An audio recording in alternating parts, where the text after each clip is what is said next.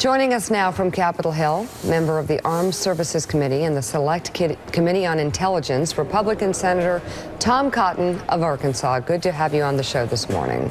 Good morning, Mika. Good morning, Joe. So, Senator, what are the first 100 days of the Republican-dominated Hill and, Republican-dominated Washington, D.C. look like? Well, there's a busy agenda. Donald Trump and Republicans campaigned on a lot of promises, and now we've got to start delivering on those promises. Which ones would you like to be delivered upon first? Well, first, obviously, Donald Trump is going to nominate someone for the Supreme Court vacancy. I think we can move on that promptly in January. Second, Donald Trump promised to overturn a lot of President Obama's executive orders. I would expect to see that promptly as well. Here on Capitol Hill, we need to consider an emergency supplemental spending bill for our military. Donald Trump and many Republicans talked throughout the campaign about the hollowing out of our military and the need to get money back into our troops who are overseas or are about to go overseas. I think probably somewhere around $26 billion, if you look at the administration's own requests, would be appropriate for the remainder of this next fiscal year before we consider the long-term health of the military.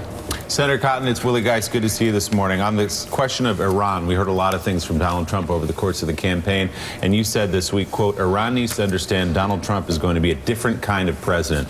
What does that mean practically? What will he do in the first 100 days, say, different than President Obama's doing?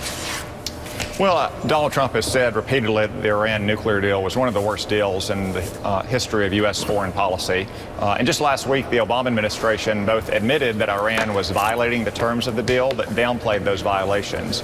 I wouldn't expect the president-elect to take such an easy view on Iran's violations, nor their activities throughout the region to destabilize our allies or to support terrorism against American interests. So what would he do about it, Senator? Well, I expect he'll draw a much firmer line. And much of international relations is what our adversaries and our allies simply think about the president.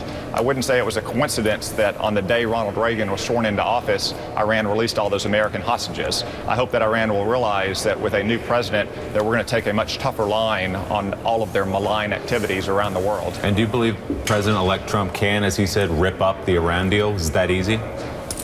Well, of course he can. That's one of the points that I made throughout this debate, that President Obama, by not submitting it as a treaty, didn't give it legal status. So Donald Trump can rip it up since it's a mere executive agreement. The United States can, in my opinion, should reimpose sanctions on Iran, not just for violating the terms of the nuclear deal, but also for violating UN Security Councils related to ballistic missiles or its support for terrorism or its abuse of human rights.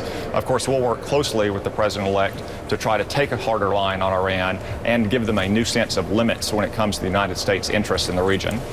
Senator, within the last couple of hours, Russia, with carrier-based operations, have begun and resumed more bombing attacks within Syria, especially in and around Aleppo. The administration has yet to name, the incoming administration has yet to name a Secretary of State. What direction should the new administration take with regard to Russia and Syria? Well, again, this is where a sense of limits and boundaries are important.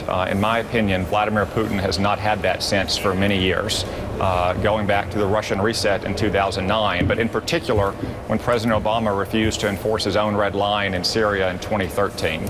I would view this much like the 1980s. When Ronald Reagan came to office, he had to impose a new sense of limits on the Soviet Union that caused some tense times early in his administration, but it also laid the groundwork for a better relationship with some international agreements with the Soviet Union and ultimately the fall of the Soviet Union. So what we need to do more than anything with Vladimir Putin and many other adversaries around the world is impose that sense of limits and boundaries when it comes to the United States' interests and our allies. Steve Schmidt. Senator, good morning, sir. Can you speak, please, imagining that the ambassadors to Estonia, Latvia, Lithuania are all watching the show this morning, to the fidelity of our Article 5 treaty obligations under the North Atlantic Treaty Organization, to the Baltic countries, to all of our allies, which have been questioned by candidate Trump as we move into this period of President-elect Trump into the new administration. And you, as a senator, I think with a lot of authority on these issues, speak to that, how you'll react if there's any undermining rhetorically or substantively of these obligations. No, our Article 5 commitments to all NATO allies is ironclad. It's important to remember Article 5 has only been invoked once in the history of NATO, and that was to support the United States after the 9/11 attacks. I've met with most of those ambassadors. I've met with senior leaders of those countries. I was in Latvia just a couple months ago meeting with U.S. troops who are out on the front lines. This goes back to the point I was making earlier, Steve. We need to impose a new sense of limits, specifically so countries like Russia are not probing on the boundaries of acceptable conduct. Russia and any other adversary needs to know that NATO's Article 5 commitment is ironclad. Now, as I've said for a long time, as many Democrats have said as well, we encourage all of our NATO allies to spend more on our common defense. Many of their capabilities have atrophied over the last 25 years. Those countries you just mentioned, like Estonia and Latvia and Lithuania, are already spending that 2% of their economy on defense, or they're moving quickly towards that level.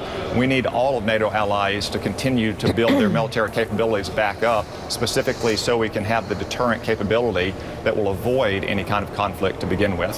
Senator Tom Cotton, thank you. Thanks, Mika. All right, Governor.